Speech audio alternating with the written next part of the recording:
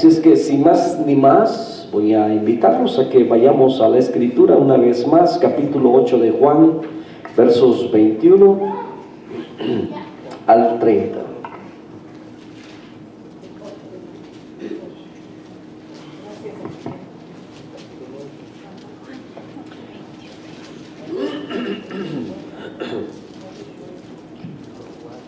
Juan capítulo 8, versos 21 al 30, ¿ya estamos ahí? Bien, entonces si gusta ponerse de pie un momentito más, ¿verdad? A nuestros hermanos que nos ven también, que pueden seguirnos en todo cuanto hacemos aquí. Juan capítulo 8, versos 21 hasta el verso 30. Dice la Escritura de esta manera, si gusta leer junto conmigo, solamente sígame con su vista. Dice Juan capítulo 8, desde el verso 21. Otra vez le dijo Jesús: yo me voy, y me buscaréis, pero en vuestro pecado moriréis. A donde yo voy, vosotros no podéis venir. Decían entonces los judíos: ¿acaso se matará a sí mismo, que dice: a donde yo voy, vosotros no podéis venir? Y le dijo: vosotros sois de abajo, yo soy de arriba. Vosotros sois de este mundo, yo no soy de este mundo. Por eso dije que moriréis en vuestros pecados, porque si no creéis que yo soy, en vuestros pecados moriréis. Entonces le dijeron: ¿tú quién eres? Entonces Jesús les dijo: lo que desde el principio os he dicho. Muchas cosas tengo que decir y juzgar de vosotros, pero el que me envió es verdadero, y yo, lo que he oído de él, esto hablo al mundo. Pero no entendieron que les hablaba del Padre. Le dijo pues Jesús: cuando hayáis levantado al Hijo del Hombre, entonces conoceréis que yo soy, y que nada hago por mí mismo, sino que según me enseñó el Padre, así hablo. Porque el que me envió conmigo está, no me ha dejado solo el Padre, porque yo hago siempre lo que le agrada. Hablando él estas cosas, muchos creyeron en él. Amado Padre, en esta tarde que tu Espíritu Santo nos enseñe, redarguya nuestro corazón, abra nuestro entendimiento, y que nosotros podamos estar, Señor, receptivos a tu palabra. Quita, Señor, todo estorbo, todo aquello, Señor, que nos distrae, en el poderoso nombre de Cristo Jesús. Amén. Amén. Tomen asiento, mis amados hermanos. Si usted perece en su pecado, usted no tiene nadie, ni nada, ni a quien culpar, ¿verdad?, de eso más que a usted mismo. Ningún pasaje presenta esto de manera más clara como esta porción, ¿verdad?, de Juan capítulo 8, donde acabamos de leer. El Señor Jesucristo les está hablando, ¿verdad?, a una multitud, a los judíos. No se está refiriendo directamente a los discípulos, porque los discípulos han creído en Él, andan con Él, lo siguen a Él, ¿verdad?, están aprendiendo de Él. Pero aquí dice la Escritura: otra vez le dijo Jesús: yo me voy y me buscaréis, porque había una multitud que lo seguía a todas partes. Para cuando llegamos a este capítulo, ¿verdad?, en los 8 capítulos, para llegar hasta este punto, ahí en el Evangelio de Juan, Juan ha estado hablando de las manifestaciones personales de nuestro Señor Jesús, las cuales le dieron a Israel suficiente evidencia para que ellos entendieran, supieran, comprendieran y conocieran que Él es el Cristo, el Mesías, el Hijo de Dios. De hecho, suficiente evidencia para que ellos, ¿verdad?, pudieran creer en Él para salvación, ¿verdad? Estamos hablando de Juan. Acuérdense que en Juan capítulo 1 comienza diciendo: en el principio era el verbo, ¿verdad?, y habla del verbo que vino y se encarnó en el verso 14, y en el verso 18 dice que a Dios nadie le conoció jamás, sino que el unigénito Hijo que está en el seno del Padre, dice, Él vino, le dio a conocer. Juan capítulo 3 habla donde Nicodemo viene y visita al Señor Jesucristo de noche y le dice, ¿verdad?, reconociendo a Él, siendo un principal entre los judíos, reconoce y dice: sabemos que has venido de Dios, porque nadie hace esas cosas que tú haces, ¿verdad?, si Dios no está con Él. Y bueno, ahí también encontramos donde en el capítulo 1, verso 12, más a todos los que le recibieron, a los que creen su nombre, le ha dado potestad de ser hechos hijos de Dios. Capítulo 3, verso 16, de tal manera amó Dios al mundo, ¿verdad? Y que dio a su unigénito Hijo, para que todo aquel que en él cree no se pierda. El mundo estaba condenado, pero dice que Dios no envió a su Hijo para condenar al mundo, porque ya estaba bajo condenación, más bien para que el mundo sea salvo a través de él. Y sigue diciendo la Escritura que todo aquel que en él cree, pero el que no cree ya ha sido condenado. En otra porción dice que la ira de Dios está sobre él. Entonces, han visto las manifestaciones del poder de Dios. Ya le dio de comer a más de 5,000 personas, ¿verdad? Sin contar mujeres, niños. Hace énfasis otro evangelio. Entonces, han visto todas estas evidencias. No hay razón para no creer, porque nadie más podía ser si Dios no estaba con él. Es más, en muchas ocasiones le acusaron de que demonio tenía y que lo que hacía, ¿verdad?, a través del poder que había en él, del Espíritu Santo, trabajando y obrando juntos, ¿verdad?, le decían que era por medio de Belcebú. Entonces, había en la mente de Jesús, cualquier persona que veía lo que él hacía, oía lo que él decía, experimentándolo a él y todas las cosas que sucedían a su alrededor y no creían, cualquier persona así, ¿verdad?, llevaba la culpabilidad de esa incredulidad, porque la revelación era suficiente para hacer que la incredulidad fuera injustificable. Entonces, en estos tiempos, mis hermanos, hay personas que han visto el poder maravilloso de Dios, las obras de Dios, y aún así no quieren creer, permanecen indiferentes. Dentro de ellas, lastimosamente, muchas de nuestras familias. ¿Cuántos de nuestros hermanos no creyentes, cuántos de nuestros familiares relativos alrededor nuestro o lejos de nosotros, pero que le hemos dicho, vamos a orar por ti, Dios va a obrar, y Dios ha obrado y han visto su mano poderosa y permanecen indiferentes? Todavía los hay. En este tiempo el Señor está hablando con un grupo, una multitud, ¿verdad?, de judíos.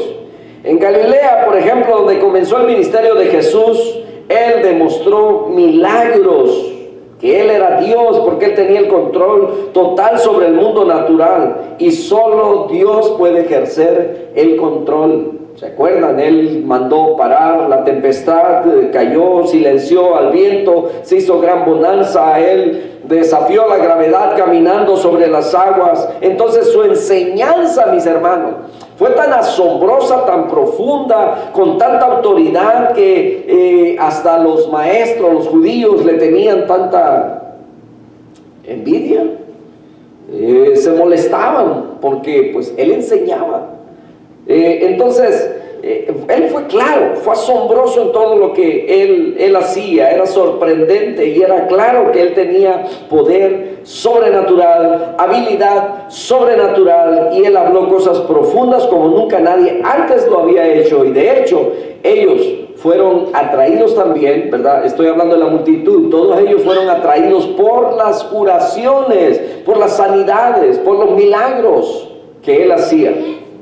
Entonces, ellos querían vidas sin enfermedad. ¿Y acaso no es eso lo que quiere el mundo?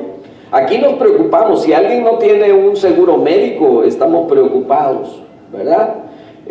¿Por qué? Porque sabemos que en un momento dado la salud se nos escasea y necesitamos ser sanados. Estamos preocupados por ello. En aquel tiempo era algo parecido también. La gente se enfermaba y ellos querían estar sanos. No hay alguien que quiera enfermarse adrede, o lo habrá. Bueno, si lo hay, entonces no es una persona normal, ¿verdad? Porque el hombre normal quiere estar sano, tener salud, y muchas veces escuchamos esa expresión.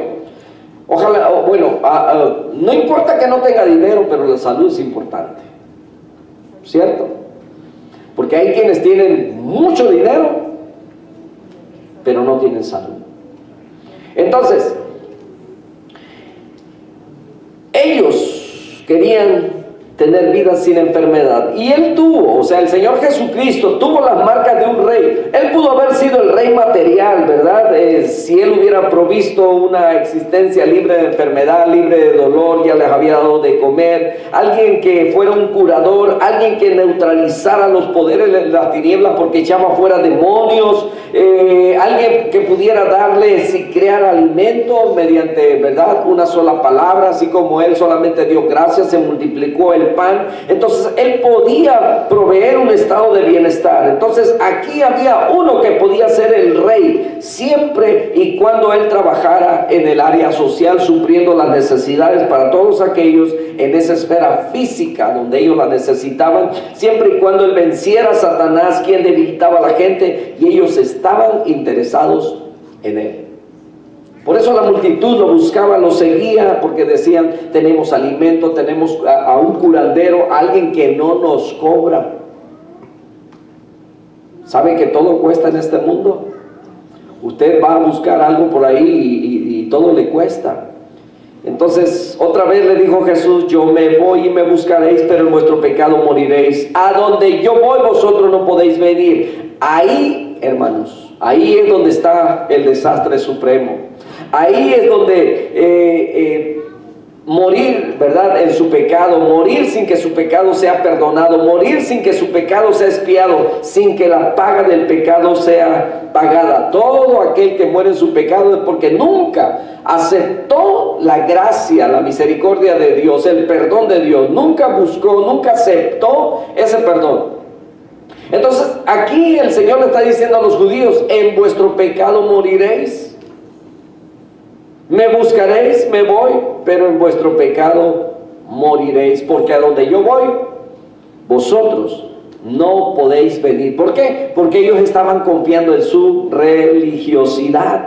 Ellos estaban confiando en que ayunaban, en que oraban, en que hacían y cumplían la ley según ellos, ¿verdad? Y entonces pensaban que por eso ellos tenían una entrada libre al reino de Dios. Sin embargo, Jesucristo dijo, ¿verdad?, a sus discípulos: yo soy el camino, la verdad y la vida, y nadie viene al Padre sino por mí. Entonces aquí los judíos no podían seguirle, y el Señor se los está diciendo claro: yo me voy y me buscaréis, pero en vuestro pecado moriréis. A donde yo voy, vosotros no podéis venir, a menos, ¿verdad?, que cambiaran de postura y que creyeran en Él. Ahí es donde se encuentra ese desastre. Número 1, vamos a empezar, porque el tema de hoy es cómo perderse el cielo. Maneras de cómo perderse el cielo. Y bueno, para perderse el cielo, mis hermanos, tenemos que empezar a creer que nosotros somos buenos y que por nuestras buenas obras nosotros podemos ganarnos el cielo. No es lo que el mundo dice, no es lo que mucha gente dice. Y cuando usted muera, ¿a dónde cree que va a ir? Oh, no, yo no voy a la iglesia, yo no creo en la iglesia, yo no creo en eso, pero pues yo no le hago mal a nadie, yo soy buena persona, yo no engaño a mi pareja, yo, ¿verdad?, soy fiel, hago esto, y empiezan a justificarse de sus buenas obras. ¿Qué dijo aquel joven, el Señor Jesucristo, cuando vino y le dijo: ¿qué debo hacer para heredar la vida? ¿Y qué le dijo? Dijo: los mandamientos sabes. Y sí lo sabía, porque desde niños a un israelita se lo enseña. Y entonces él dijo: ¿cómo dicen? Oh, no, ¿verdad? Y empieza a mencionarle todo, y le dijo: bien, ¿verdad? Ahora dice: ¿quieres más? Bueno, ve, vende todo lo que tienes y ven y sígueme. Muchos no están dispuestos a pagar ese precio de seguir al Señor, de deshacerse, de despojarse en aquello en lo que han puesto su confianza. Y entonces, la primera manera garantiza para morir en sus pecados es estar totalmente satisfecho con su propia capacidad de agradar a Dios. Y es por eso que el hombre ha creado su propia religión. Y es por eso que existen tantas religiones en el mundo. ¿Por qué? Porque es la que le agrada al hombre. ¿Por qué cree que muchas personas no quieren acercarse a una iglesia evangélica cristiana donde se enseña la palabra, donde se ven que estamos más apartados, donde ya no nos practicamos el pecado deliberadamente? Yo he platicado con muchas personas, ¿verdad?, que fueron enseñados en la iglesia tradicional, ¿verdad? Y entonces ellos están acostumbrados porque es costumbre, es tradición ir a la iglesia, ¿verdad? Y pueden ir a la iglesia siempre, pero siguen practicando el pecado de una manera muy liberal. De todos modos, van, se confiesan, ¿verdad? Y ya, y hacen lo que les piden que hagan, y eso es todo lo que tienen que hacer, y ya están perdonados, ya según ellos, ¿verdad? Entonces esa es la religión. Entonces hay quienes no quieren dejar esa vida de libertad, no están dispuestos a dejar aquello que les trae placer, que les trae gozo momentáneo por una vida sacrificada, porque seguir a Jesucristo, tomar su cruz, eso significa o simboliza sufrimiento. Eso es estar dispuesto, ¿verdad?, a negarse a uno mismo, al placer, a lo que te trae gozo momentáneo, a vivir esa vida. Entonces, para perderte el cielo, entonces tienes que estar satisfecho simplemente con ser bueno. Creer, ¿verdad?, que eres lo suficientemente bueno, lo suficientemente religioso, orar, o, ¿verdad?, oír lo suficiente a la iglesia, ser lo suficientemente bueno, moral, ¿verdad?, hacer muchas obras que en un momento dado en tu mente tú estás diciendo, ay, hice esto mal, ay, pero hice dos cosas buenas, ¿verdad? De alguna manera lo ponen en una balanza y piensa que por las buenas obras van a opacar o van a borrar lo que son las malas obras. No es así. El pecado es pecado, y lo único que puede borrarlo es la sangre de Jesucristo cuando nos arrepentimos, cuando lo confesamos y venimos, pero de una manera genuina, y nos arrepentimos, porque arrepentimiento es, ¿verdad?, bueno, dolernos, pero es sentir ese repudio por aquello que hicimos y no volver a hacerlo, ¿verdad? Entonces, decían los judíos, ¿acaso se matará a sí mismo? Porque estaba diciendo, ¿verdad?, que a donde él iba no podían venir. Ellos llegaron a pensar que cuando él dice, a donde yo voy, ¿verdad?, vosotros no podéis venir. Ellos estaban pensando, porque tergiversaron lo que el Señor estaba diciendo. Y para un judío ortodoxo, el quitarse la vida, ¿verdad?, esto es algo, decían ellos, que iban a las profundidades más oscuras del infierno, ¿verdad?, dentro de sus enseñanzas, dentro de sus creencias. Y entonces ellos de alguna manera se están diciendo, ¿acaso estará pensando quitarse la vida? ¿Estará pensando en el suicidio? Esa es la manera, ese es el enfoque, ¿verdad?, que le están dando. Y entonces ellos decían, bueno, ciertamente nosotros vamos al cielo. Estaban pensando, porque son hijos de Abraham, porque hacían justicia, porque según ellos, ¿verdad?, porque diezmaban, porque oraban, porque guardaban la ley. Entonces él debe estar yendo a una parte del infierno reservada para aquellos que cometen suicidio. Era el pensamiento de los judíos. Ellos creían que eran tan buenos en sí mismos que la advertencia de Jesús fue una broma. Tenían tanta confianza en su justicia, tenían tanta confianza, ¿verdad?, personal, que se podían burlar de un Salvador. Tenían tanta confianza en que eran buenos a sí mismos, por sí mismos, y que podían burlarse de la idea de que podían morir en sus pecados. El pensar que usted es bueno, eso es mortal, y es una garantía para morir en su pecado. Yo sé que nosotros hemos creído que hemos sido salvos por gracia, y no hay nada que nosotros podamos hacer para comprar un poquito de la gloria eterna de Dios.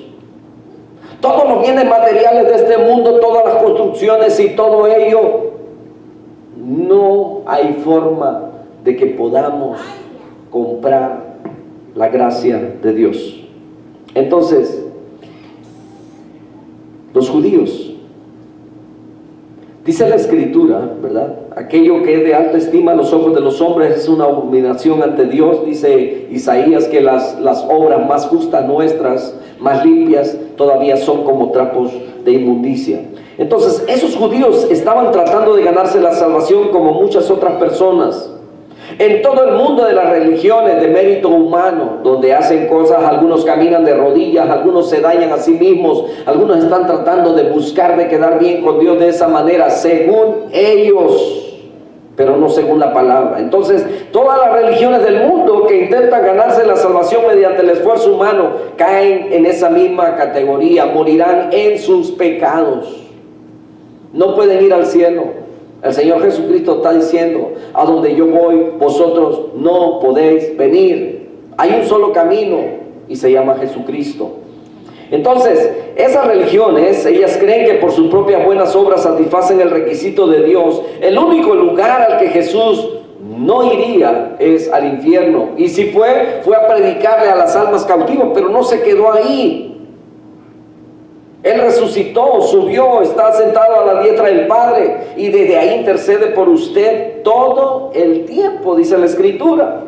Entonces, Él no está en ese lugar oscuro del infierno, ¿verdad? A donde ellos se imaginaban, los judíos pensaban que Él iba a ir, ¿verdad? Que si se mataban a sí mismo. Entonces, usted puede garantizar que morirá en su pecado simplemente al confiar en su justicia, en su bondad personal, en que es usted muy bueno. Usted va a morir en su pecado. Usted necesita a Jesucristo. Hay una segunda manera garantizada en la que usted morirá en su pecado, y esto tiene que ver, ¿verdad? Porque el Señor le dijo: vosotros sois de abajo y yo soy de arriba. Ellos no entendieron lo que dijo, porque ellos pensaban que ellos eran de arriba, ¿verdad? Y que Él era de abajo, ¿verdad? A la inversa. Entonces Él les dice esto: vosotros sois de este mundo.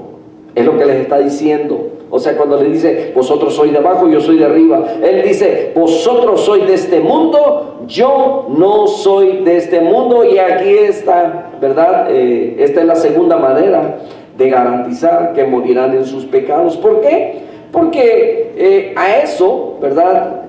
Eso es que sea mundano, que está ligado a todo lo que hay en este mundo. Y Juan, ¿verdad? En sus cartas pequeñas que escribe, él dice que el deseo del corazón, el deseo de la carne y todo eso está ligado al mundo, y todo aquel que se hace amigo del mundo se constituye en un enemigo de Dios, dice Santiago 4:4. Entonces la Escritura nos lleva una y otra vez, ¿verdad? Y nos recuerda que el mundo pasa y sus deseos, pero el que confía en Dios permanece para siempre. Entonces, cuando el Señor le está diciendo que ellos están, ¿verdad?, en este mundo, bueno, esté preocupado con el mundo, viva para el mundo, viva para este sistema temporal, porque todo esto que vivimos aquí es temporal. Viva para las ideologías de este sistema del mundo. Pero ¿qué quiere decir el Señor cuando dice vosotros sois de este mundo? Mundo es una palabra muy importante en el Evangelio de Juan y es usada repetidamente en muchas ocasiones, ¿verdad? Pero se refiere también a diferentes cosas.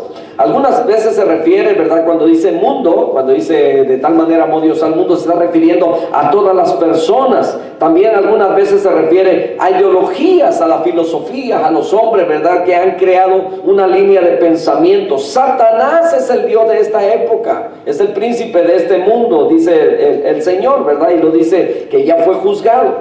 Él es el que ha organizado un sistema de creencias, un sistema de moralidad, un sistema de religión, un sistema de ideologías, un sistema de conducta, un sistema de materialismo y todas esas cosas que se oponen a Dios.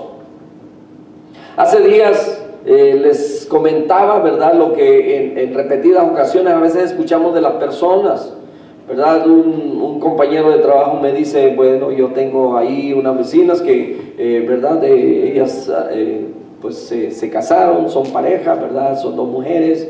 Dice, pero son bien buenas personas.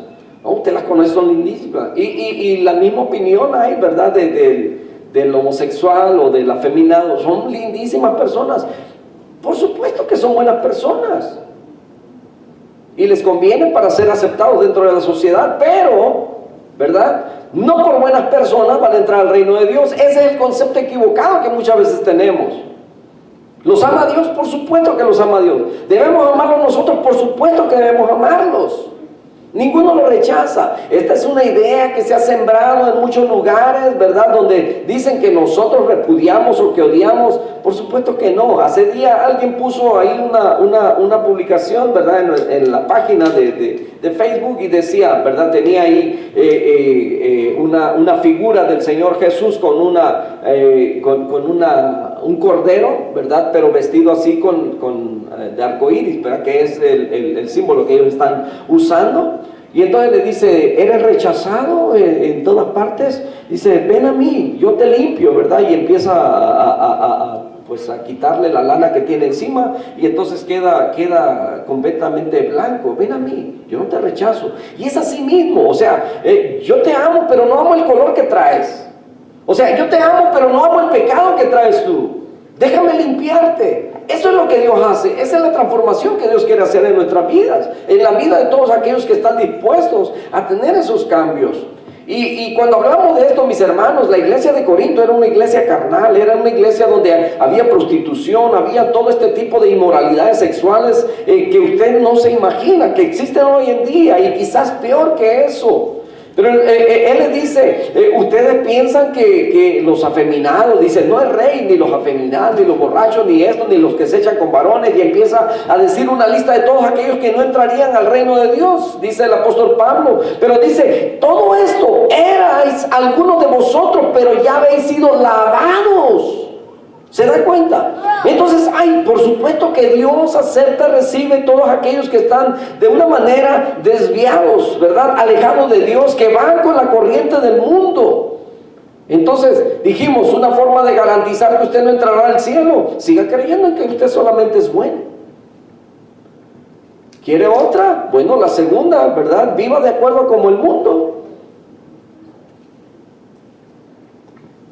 Y usted garantiza su no entrada al reino de Dios.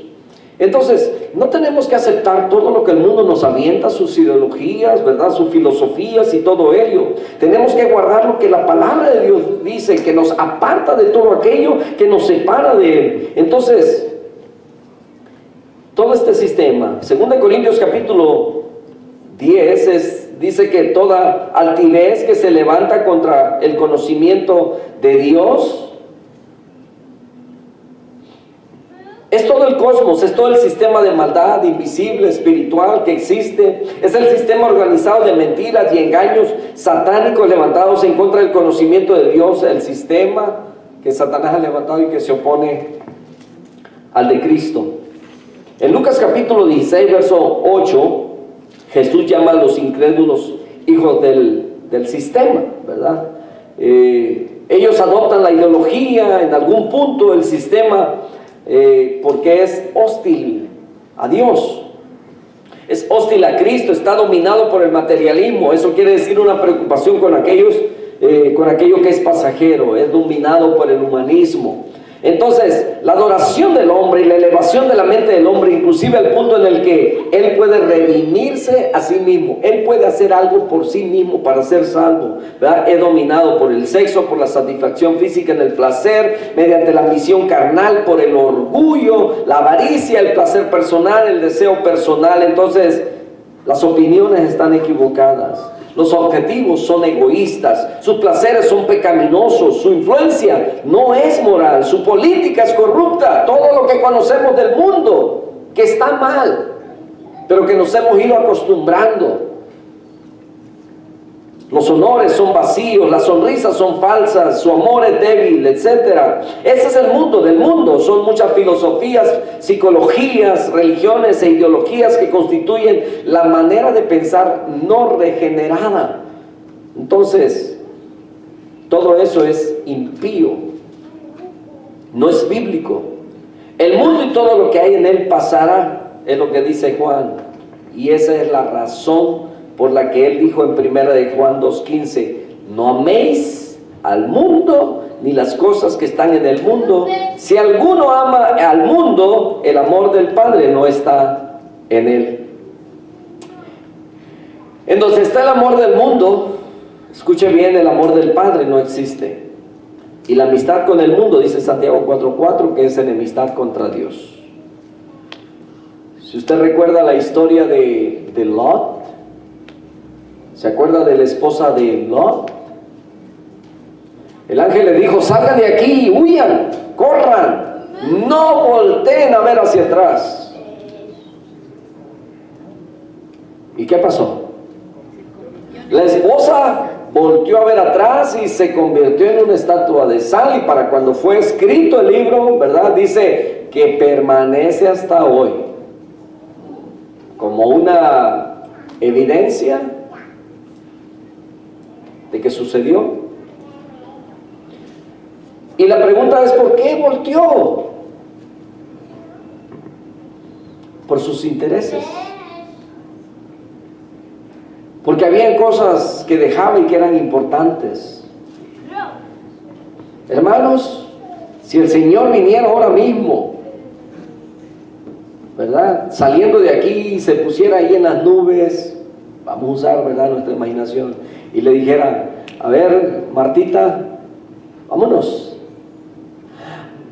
Ay, Señor, pero no he visto crecer a mis nietos, ¿verdad? Hay intereses en el mundo. Ay, pero es que no he terminado el trabajo. Intereses en el mundo. ¿Se da cuenta? Hay cosas que todavía nuestros ojos quieren ver. En la mañana leíamos Eclesiastés, donde dice que el oído no se sacia de oír y el ojo no se sacia de ver. Lo que pasó, ¿verdad? Y es lo que vuelve a suceder. Entonces, tenemos que desligarnos un poco del mundo, porque si nos acostumbramos al mundo, ¿sabe que hay muchos creyentes? Y le digo creyentes porque han escuchado la palabra de Dios, pero que muchas veces están de acuerdo con lo que el mundo dice. Es triste cuando yo escucho dentro de la iglesia, ¿verdad?, el apoyo a cierto partido, porque, ¿verdad?, hay beneficios. No importa, ¿verdad?, que los principios sean violados. Pero ese partido es el que está de acuerdo en que los niños sean matados antes de nacer. No, pero es que, ¿verdad?, no, eso no les importa, les importan los beneficios. Es triste, yo lo he escuchado dentro de la iglesia, no aquí, en otros lados. Y trata usted de sacarlo, ¿verdad?, del punto de los principios, dijo, y no, usted está mal. Y bueno, pues estoy mal, ni modo. Da tristeza. Pero ¿sabe qué? A muchos creyentes nos puede pasar que por el hecho de escuchar a tantas personas, tantas noticias y las repeticiones y todo eso, hasta que nos, ¿verdad?, lo vamos asimilando y nos va quedando y vamos aceptando y nos vamos acomodando a lo que el mundo nos avienta. Pero tenemos que defender los principios que la palabra de Dios nos enseña. Entonces, todas estas cosas que estamos viviendo ahora mismo, bueno, vamos a continuar aquí. Para que un hombre muera en su pecado, solamente necesita, ¿verdad?, todo lo que necesita hacer es simplemente vivir para este mundo, creer las mentiras de Satanás que están en este sistema. Es todo. Pero hay una tercera manera de cómo nosotros podemos perdernos el cielo. Versículo 24 dice: por tanto os digo que en vuestro pecado moriréis, porque a menos de que creáis que yo soy en vuestro pecado moriréis. Aquí está la manera tercera, ¿verdad? Ya dijimos, crea que usted es bueno, crea en todo lo que este mundo le da, y la tercera, ¿verdad?, sea un incrédulo a la palabra. Entonces, por eso dice: si no creéis, a menos que creáis que yo soy, sea un incrédulo, sea justo en sí mismo, esté ligado a esta tierra, sea un incrédulo, la única manera de escapar del infierno, escuche bien, la única forma de escapar del infierno es creer en Jesucristo. No hay más. No hay más. Entonces, nadie tiene que morir en sus pecados, pero el que persiste en rechazar a Jesús morirá en su pecado, morirá a través de la incredulidad. Pero ahora la pregunta es: ¿qué tenemos que creer? ¿De qué manera tenemos que creer? Bueno, Él lo dice aquí, a menos que creáis que yo soy. Lo que Él está diciendo aquí es el nombre de Dios, a menos de que crean que yo soy Dios. ¿Se acuerdan cómo se presenta Dios con Moisés? Pero cuando yo me presente con Faraón y me pregunte qué nombre es de ese Dios, ¿cuál es tu nombre? ¿Y qué le dijo Dios? Yo soy. Y miren lo que el Señor Jesucristo está diciendo, a menos de que crean que yo soy Dios, que yo soy el que fue enviado por Dios, el gran yo soy, a menos de que crean que yo soy. ¿Qué significa yo soy? Eso significa, ¿verdad?, que usted puede creer que Cristo es quien es, que Él tiene vida en sí mismo, que Él es eterno. ¿Qué más puede incluir eso? ¿Sabe que el núcleo de la verdad del Evangelio, la verdad es absolutamente indispensable de la verdad del Evangelio? Y aquí es donde comenzamos. Si usted va a creer la verdad acerca de Cristo, esto es lo que incluye. En primer lugar, usted tiene que creer en una Trinidad eterna, que créame que va a haber mucha gente que le va a decir, ¿verdad?, hasta cosas feas, porque usted cree en el nombre del Padre, del Hijo y del Espíritu Santo. Aquellos antitrinitarios, que de hecho por ahí nos saludó uno, ¿verdad?, en Facebook, que a veces uno pone una publicación para ya sea evangelizar o fortalecer la fe de alguien, y no falta quien, ¿verdad?, con otras enseñanzas empieza ahí a decirnos que estamos equivocados, en fin, ¿verdad? Pero Jesucristo pertenece a esta Trinidad.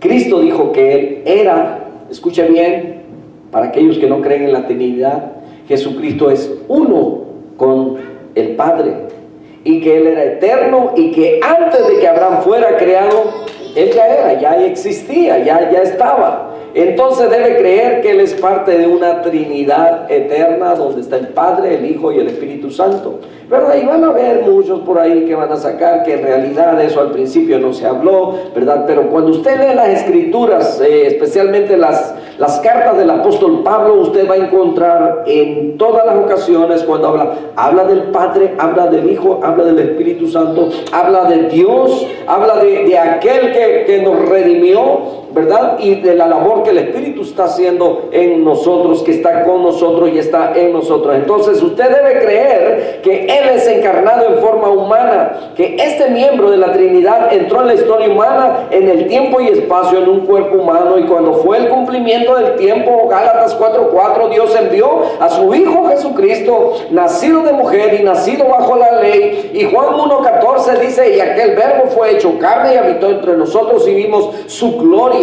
gloria como la del unigénito del Padre, lleno de gracia, lleno de verdad. Y no hay ninguno, ¿verdad?, no hay otro nombre debajo del cielo en el que podamos ser salvos. Jesucristo es su nombre, ¿verdad? Entonces también dice que hay un solo mediador entre Dios y los hombres, Jesucristo. Entonces este ser que vino, este Dios, ¿verdad?, que nació de la manera como nació, de una virgen, y que se introdujo en este mundo, 100% Dios, 100% hombre. Después usted debe creer en la vida sin pecado, porque ese es el caso de Él también. Él vivió una vida sin pecado. Él no podía nacer como nacen las personas normales, ¿verdad?, a través de un hombre, porque si hubiera usado un hombre justo, perfecto, y todo eso venía de la simiente de Adán, quien había pecado, entonces estaba contaminado. Tenía que ser producto limpio, puro, inocente y sin mancha alguna. Y es por esa razón que Dios usó solamente una vasija, un instrumento, a María, ¿verdad?, siendo virgen,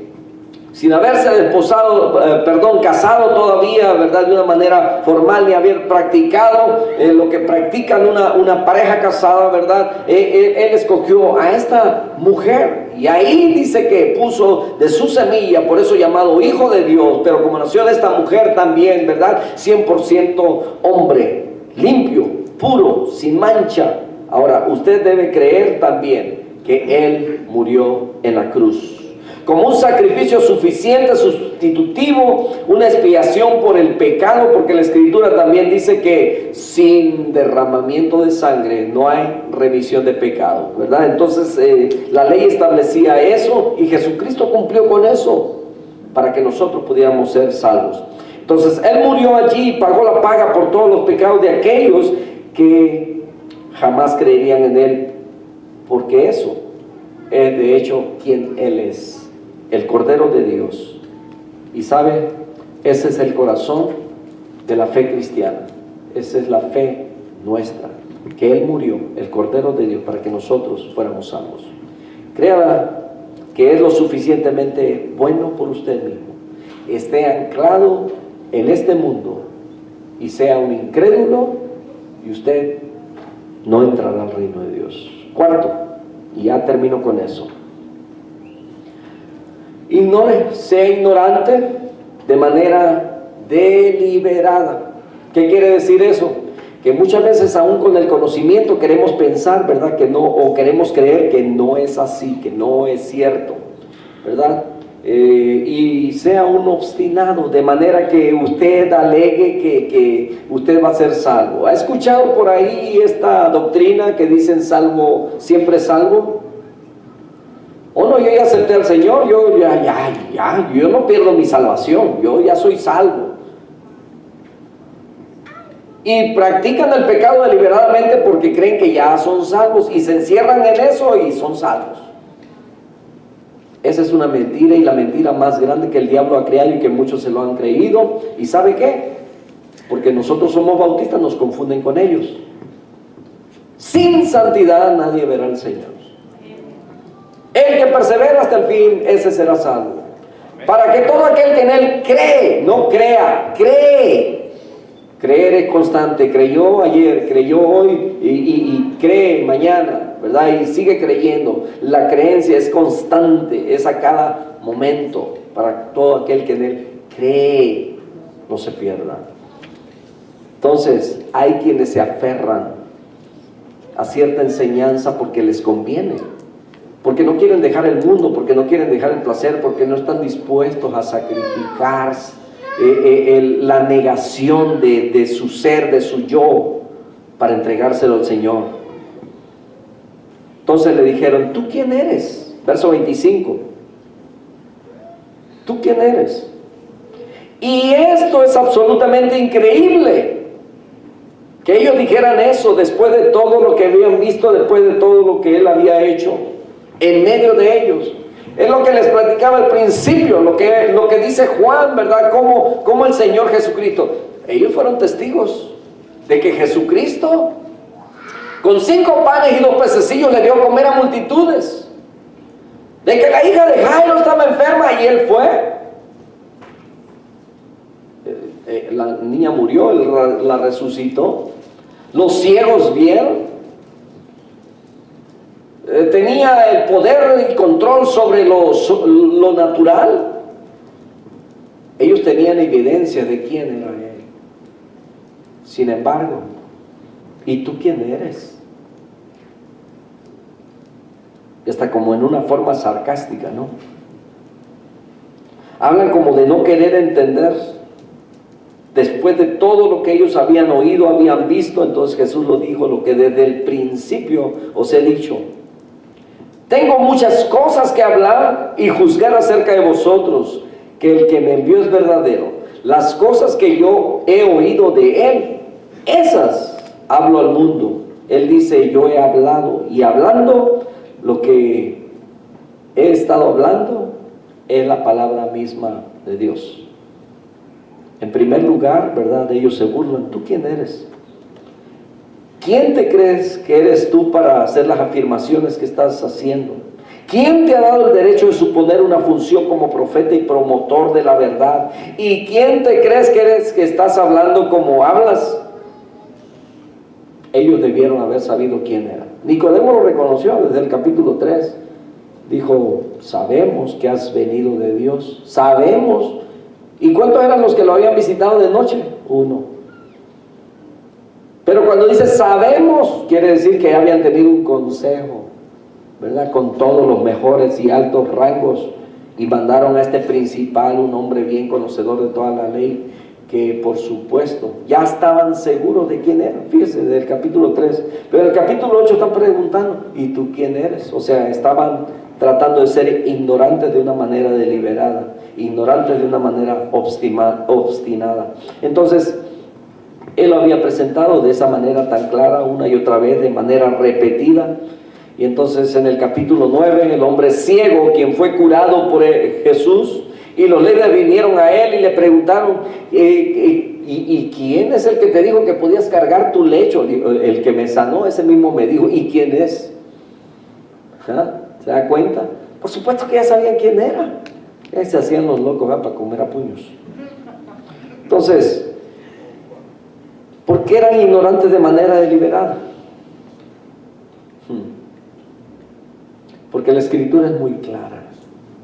En el capítulo 3 de Juan, ¿verdad? Después del 18, dice que los hombres amaron más las tinieblas que la luz. ¿Y qué es lo que vivimos hoy en día, mis hermanos?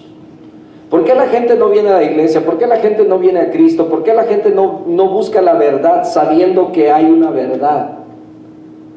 Porque aman más las tinieblas que la luz. Hace días veíamos algunos videos antiguos, ¿verdad? Tuvimos un tiempo ahí y empezamos a poner videos que mi esposa hace los días de la mamá o del papá o de la iglesia, ¿verdad? Y entonces veíamos familias que han desfilado por aquí, que hemos conocido a través de nuestro ministerio desde el 2003, 2005, y decíamos, wow, ¿cuánta gente ha pasado por Galilea? Si toda esa gente permaneciera aquí, hermanos, no cabríamos. En realidad sería multitudes. No sé cuántos serían, pero serían muchísimos, se lo aseguro. ¿Por qué? Porque muchos, y créanme que muchos de los que pasaron por aquí, estuvieron aquí, algunos sirvieron aquí, hoy no se congregan, hoy no sirven en ningún lugar. Y muchos de ellos viven una vida como si jamás hubieran conocido a Dios. Qué tristeza. Pero es porque nunca en realidad conocieron a Dios.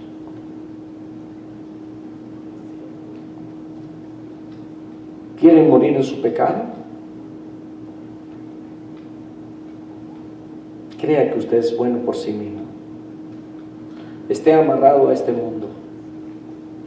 Sea un incrédulo. No crea lo que la Biblia dice.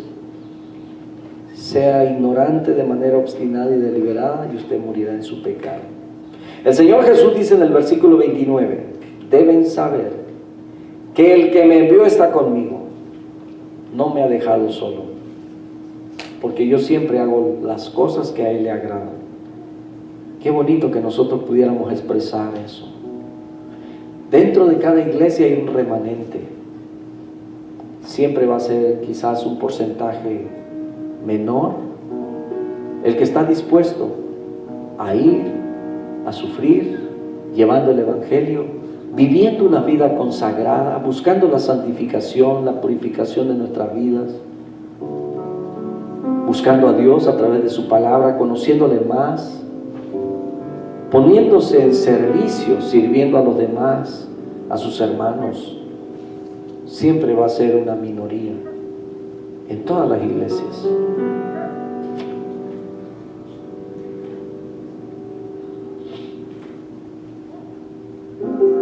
El Señor les decía, ustedes ya debieron haber visto en todo este tiempo que Dios está en mí. Ustedes deberían saberlo, ustedes deberían haber oído, pero no quisieron. Y termina en una buena nota. Versículo 30 dice, conforme Él habló estas cosas, muchos llegaron a creer en Él, porque tenía autoridad para hablar. Mi oración Es conforme hemos reiterado en esta tarde una y otra vez, que no hay otra forma de llegar al cielo más que a través de Jesús. Mi deseo es que muchos lleguen a conocerle y que lleguen a creer en Él. Yo no quiero vivir de la manera como estoy viviendo. Yo quiero agradar a Dios. Yo quiero creer cada día más. Yo quiero cortar cada día más con todo lo que el mundo me ha engañado. Yo quiero ser el mejor hijo de Dios. Yo no sé usted, pero podemos ser mejores hijos de Dios. ¿Quiere ganarse el cielo? Ir al infierno es fácil. Ir al infierno es simplemente creer en que soy bueno, creer en las ideologías que el mundo tiene, rehusarme a creer lo que es Jesús. Es amar el pecado y la oscuridad, es ignorar la verdad deliberada. Pero hermanos, tarde o temprano tenemos que tropezarnos con la cruz.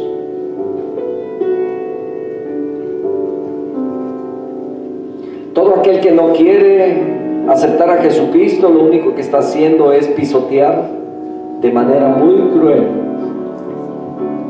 e irreverente la sangre de Cristo, especialmente aquellos que conocen el Evangelio. ¿Por qué no va a aceptar una expiación por su pecado? Es la pregunta de fondo.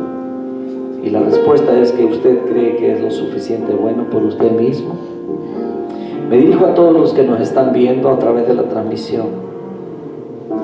Nadie es bueno. Solo hay uno bueno, y es Dios. Y por nuestra bondad de nosotros no nos ganamos el cielo.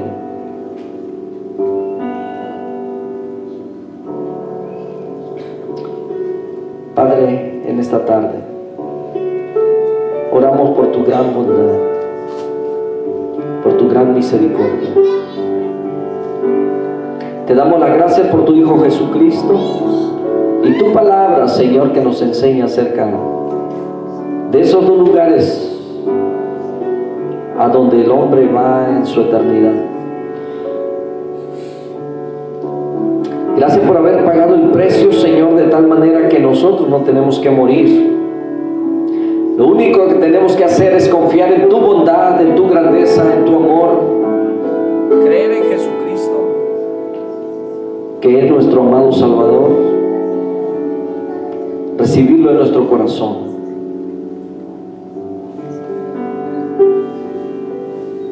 Gracias, Señor.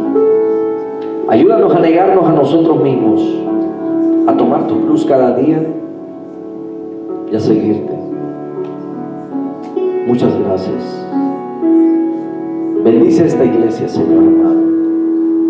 Bendice esta congregación que se esfuerza, Padre Santo. Permite que esta palabra, Señor, nos haga ser mejores hijos tuyos.